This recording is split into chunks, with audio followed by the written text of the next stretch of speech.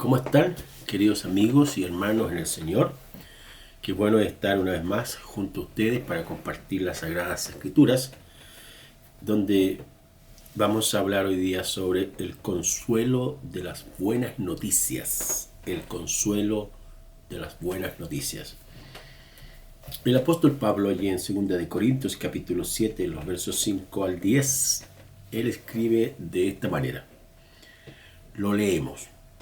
Porque de cierto cuando vinimos a Macedonia, ningún reposo tuvo nuestro cuerpo, sino que en todo fuimos atribulados, de afuera con conflictos, de adentro con temores. Pero Dios, que consuela a los humildes, nos consoló con la venida de Tito. Y no solo con su venida, sino también con la consolación con que él había sido consolado en cuanto a ustedes, haciéndonos saber vuestro gran afecto, vuestro llanto, vuestra solicitud por mí, de manera que me regocijé aún más. Porque aunque les contristé con la carta, no me pesa, aunque entonces lo lamenté, porque veo que aquella carta, aunque por algún tiempo les contristó, me gozo ahora, no porque habéis sido contristados, sino porque fuisteis contristados para arrepentimiento, porque habéis sido contristados según Dios, para que ninguna pérdida padeciese por parte nuestra. Porque la tristeza que es según Dios produce arrepentimiento, para salvación, de que no hay que algunos para arrepentirse, pero la tristeza del mundo produce muerte. Dijimos que íbamos a hablar sobre el consuelo de las buenas noticias. El ministerio del apóstol Pablo tiene muchas experiencias variadas. Algunas de ellas fueron de alegría, de gozo, de tristeza, de temores, de conflictos. Es más, en muchas ocasiones estuvo a punto de perder la vida. Pero en cada una de ellas, lo que él sostiene en sus escritos es que Dios siempre estuvo a su lado. Ahora, lo que sí nosotros podemos afirmar en el tiempo presente también, de que Dios siempre estará a nuestro lado, pero van a haber experiencias, crisis, conflictos, tribulaciones, angustias. Y hoy el mundo está viviendo una situación muy difícil, donde mucha gente ha perdido la vida desde el punto de vista humano, desde el punto de vista del Señor. Muchos pastores, siervos de Dios han sido llamados, e hijos e hijas, a la presencia del Señor. Eso sostiene nuestra fe cristiana, que creer en Cristo es tener vida eterna. Otro tipo de posturas religiosas o filosóficas plantean que cuando la gente muere, desaparece o se desintegra y nada más.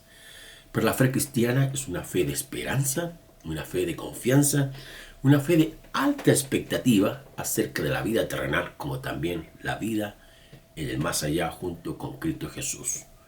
De modo que el consuelo de estas buenas noticias que el apóstol Pablo recibe de los hermanos de Corinto se podrían plantear en tres beneficios. El primero de ellos está el consuelo divino.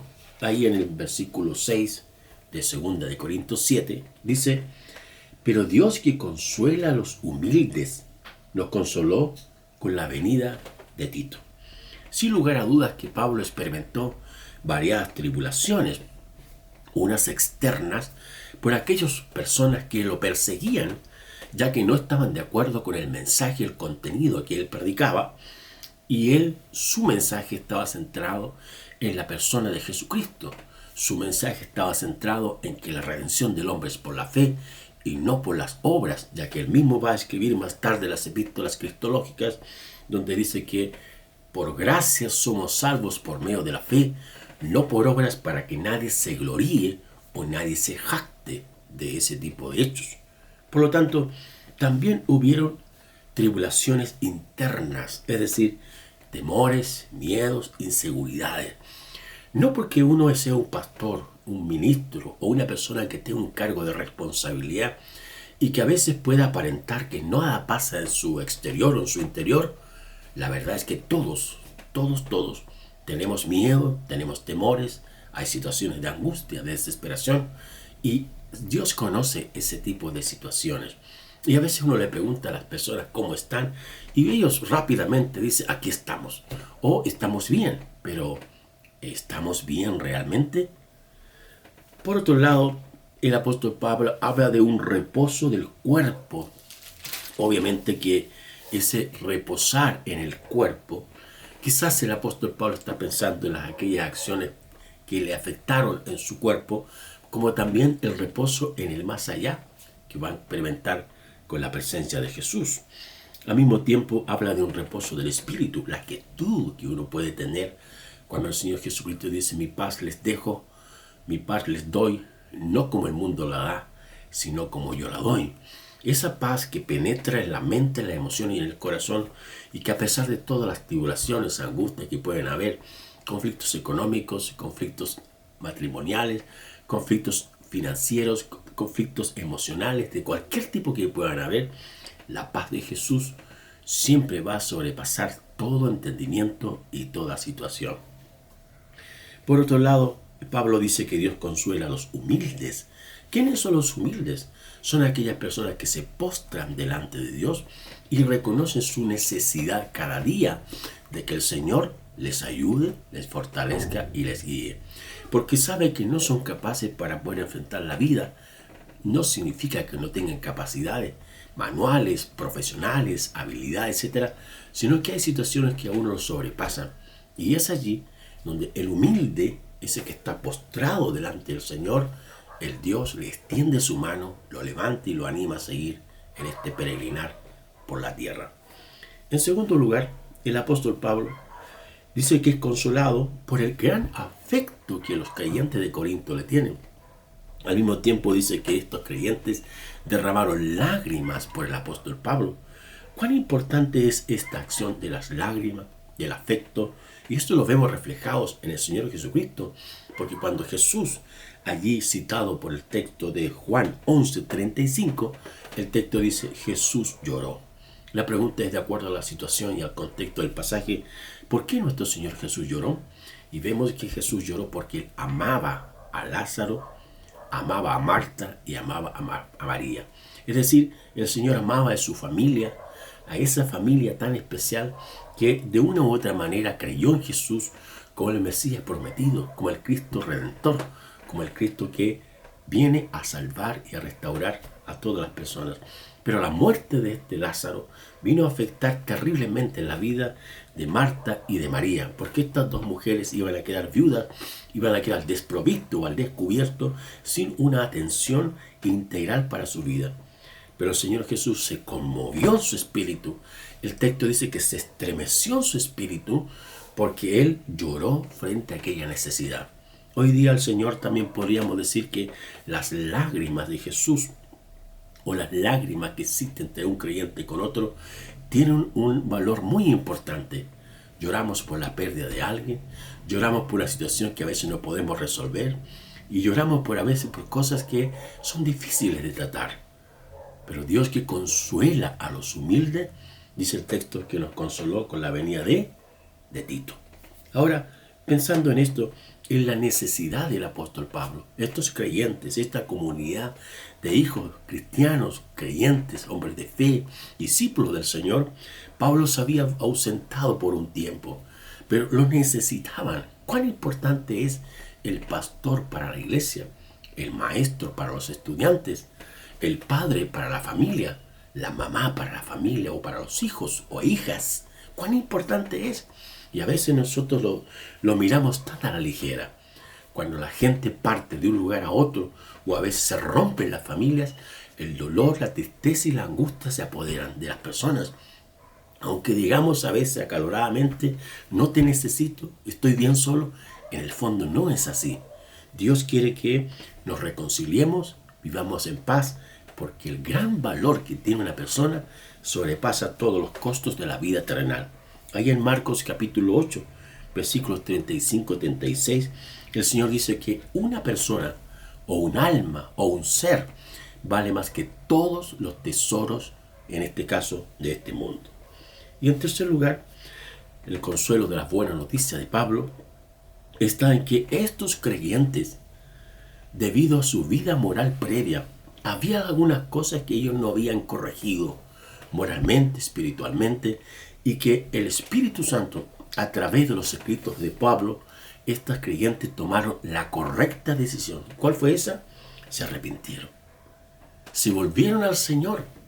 Y el texto del versículo 9 y el 10 dice: ahora me gozo, dice Pablo, no porque hayáis sido contestados, sino porque fuiste contestados para arrepentimiento. Y el versículo 10, porque la tristeza que es según Dios produce arrepentimiento para salvación. De que no hay que arrepentirse, pero la tristeza del mundo produce muerte. Hay dos tipos de tristezas en la Sagrada Escritura. Una tristeza que solo afecta a las emociones, pero que no produce el cambio que Dios espera que se produzca. Y la otra tristeza es la tristeza que afecta a las emociones, que viene por medio del Espíritu y que afecta a la voluntad. Y es ahí donde se producen los cambios. Esta palabra en el texto griego que se escribió en el Nuevo Testamento es la palabra metanoia, y que se refiere que afecta a la mente, las emociones y la voluntad. Si realmente nos hemos arrepentido, vamos a cambiar de voluntad.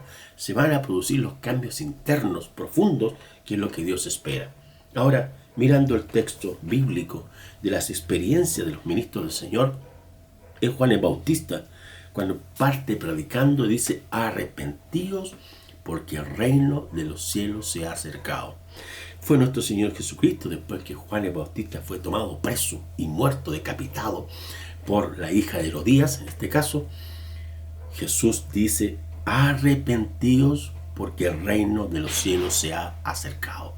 Creer en el Evangelio, el gran gozo que dice la Escritura, que hay gozo en el cielo por un pecador que se arrepiente, es decir, que se vuelve a Dios y cambia de 180 grados para estar dispuesto para que el Señor lo perdone, lo transforme, le cambie la mente, le cambie el corazón, y eso produce algo glorioso para Dios. Por lo tanto, el gran gozo que tiene el apóstol Pablo también en un sentido es el gran gozo que ocurre en el cielo. También el gozo de un pastor, el gozo de un maestro, el gozo de la iglesia del Señor, cuando alguien viene y reconoce y pide perdón y se arrepiente de sus malas acciones o de aquellas cosas que Dios sabe que no son correctas y que a veces nosotros sabemos y nos hacemos los lesos, por decirlo de una manera, pero delante de Dios nadie podrá pasar en un sentido por inocente cuando es realmente culpable. El texto de Juan, capítulo 16, que habla acerca de la venida del Espíritu Santo, dice que cuando Él venga, convencerá al mundo de pecado. De pecado, dice, por cuanto no creen en mí. El mayor pecado del hombre es ese, no creer en Jesucristo el Señor. Pero el creer en Jesucristo significa recibir a Jesucristo como Señor, como Salvador, como el Redentor de nuestras vidas. El único que murió en la cruz del Calvario y que dio su vida por nosotros se llama Jesús. Es el único que usted necesita en su vida, el único que te dará consuelo, que le traerá paz, que le traerá redención y vida eterna. Está en Jesús. Venga Jesús, acérquese al Señor. Él es el que da fuerza al cansado. Él es el que sana nuestras dolencias. Él es el que nos ilumina nuestro caminar. Es Jesucristo el Señor. Por eso el gran apóstol Pablo expresa con lágrimas, con alegría y con emoción también, de que Dios está ahí para consolar, para ayudar y para guiar la vida del creyente. Oramos. Padre bueno, queremos agradecerte el tiempo precioso que tú nos das para poder compartir tu palabra. Bendice quienes nos escuchan, quienes nos ven. Con tu gracia te lo agradecemos en el nombre de Jesús. Amén.